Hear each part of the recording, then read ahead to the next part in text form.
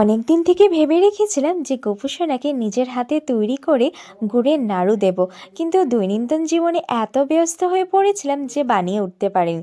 তাই আজকে সকালে বসে পড়েছিলাম গোপুসোনার জন্য গুড়ের নাড়ু বানাতে। প্রথমেই কিন্তু নারকেলটা ফাটাতে বসে পড়েছিলাম, কারণ নারকেল দিয়েই বানাবো, আর নারকেল ফাটাতে আমার যে কি ভীষণ ভয় হয় কি বলবো। তারপর নারকেলটাকে ভালো করে কুড়িয়ে নিয়েছিলাম, আর মা এসে পড়েছিল আমাকে হেল্প করতে। কারণ এই যে ভক্ত, ইনি কিন্তু কথায় পাকা হলেও কাজে একদম ঢ্যাঁড়স। তাই মার হেল্প না করে পারিনি। তারপর ভালো করে গুড়টা পাক করে নেওয়ার পর সেখানে নারকেলগুলো ঢেলে দিয়েছিলাম, আর এইবার ভালো করে নাড়াচাড়া করতে হবে। ভালো করে নাড়াচাড়া করে নেওয়ার পর নাড়ুর জন্যে আমার কিন্তু নারকেল আর গুড় একদম রেডি। তারপরে ছোট ছোট করে গোল করে নিয়েছিলাম, তোমরা নিজের অনুযায়ী শেপ দিয়ে নিতে পারো।